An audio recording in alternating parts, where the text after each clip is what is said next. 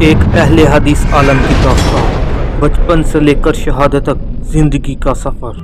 باپ کی بے لچک تربیت کے زیر اثر شرک سے بیزاری حضرت علامہ کی شخصیت کا حصہ بن گئی۔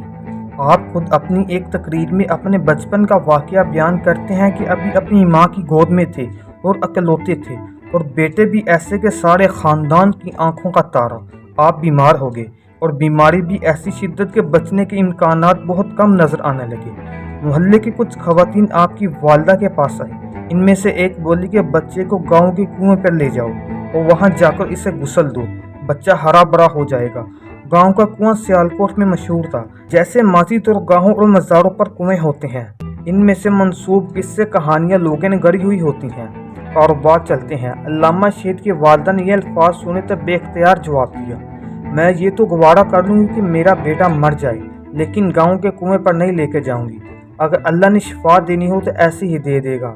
اور پھر اللہ نے شفا دے دی، اور بچہ بڑا ہو کر نہ جانے کتنی مرجائی ہوئی روحوں اور زخمی دلوں کی روحانی شفا کا سبب بنا۔ حاجی ظہور علیہ کو اللہ تعالیٰ نے جب بیٹا دیا، انہوں نے اسے قرآن کریم کا حفظ کروانے کا ارادہ کر لیا تھا اور ساتھ عالم دین بنانے کا بھی۔ ان کے اس نیک ارادے اور پاکیزہ نیت کا ذکر ہم کر چکے ہیں۔ ان دنوں مختلف مسالک کے پیروکار میں مسلکی اختلافات تو تھے، لیکن اس کی وجہ سے تقسیم ایسی گہری نہ تھی کہ نفرت کی بنیاد پڑ جاتی اور معاشرتی تعلقات بھی شجر ممنوع ٹھہرتے۔ اسی ماحول میں حاجی صاحب نے علامہ شہید کو اونچی مسجد بازار پنساڑ میں ایک استاد جو سونی شاہ کے نام سے معروف تھے، ان کے پاس حفظ قرآن کے لیے داخل کروا دیا۔ اس کی وجہ یہ تھی کہ استاد صاحب کی شہرت نہایت عمدہ تھی اور سخت گہرا استاد کی تھی، اور ان کے شاگردوں کی منزل بہت پختہ ہوا کرتی تھی۔ وقت کی بات ہے، اب تو مار نہیں پیار کا سلوگن راج ہے، ورنہ کسی دور کی بات ہے کہ والدین بچے کا بازو پکڑتے اور ان الفاظ میں استاد کے حوالے کر دیتے، لیں جی یہ بچہ آپ کے پاس ہے، ہڈیاں ہماری، گوشت آپ کا، مطلب یہ ہے کہ جتنا چاہے مارے لیکن ہڈی نہ توڑیں۔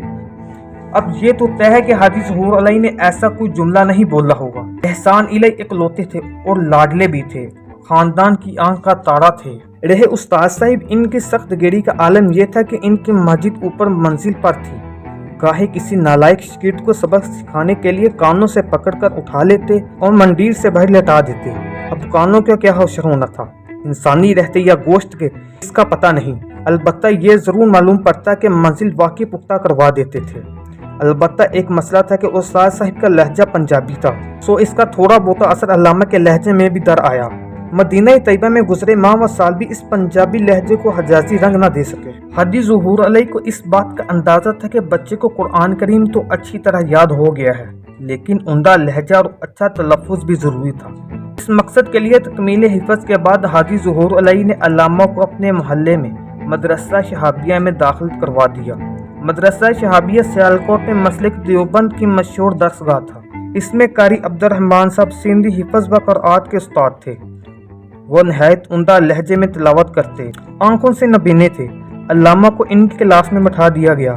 یہاں ان کے کلاس فیلو پروفیسر مشتاق احمد تھے اور یہیں سے ان کی دوستی کا آغاز ہوا۔ قرآن کریم کے بہتر تلفظ اور تجویز کے لیے حاجی ظہور علیہ صاحب نے حافظ احسان علیہ ظہیر کو کچھ دن کے لیے پسرور بھیج دیا۔ وہاں میاں نذیر صاحب کے مدرسے میں داخل ہوئے۔ میاں نذیر صاحب اہل حدیث تھے۔ کچھ عرصہ علامہ صاحب نے وہاں تعلیم حاصل کی۔ پسرور میں کھانا وغیرہ کا اچھا انتظام نہ تھا۔ دوسرے دن علامہ صاحب گھر آ جاتے تھے۔ پسرور سے واپس سیالکوٹ آنے کے بعد قاری فضل کریم کے مدرسے میں داخل ہو گئے۔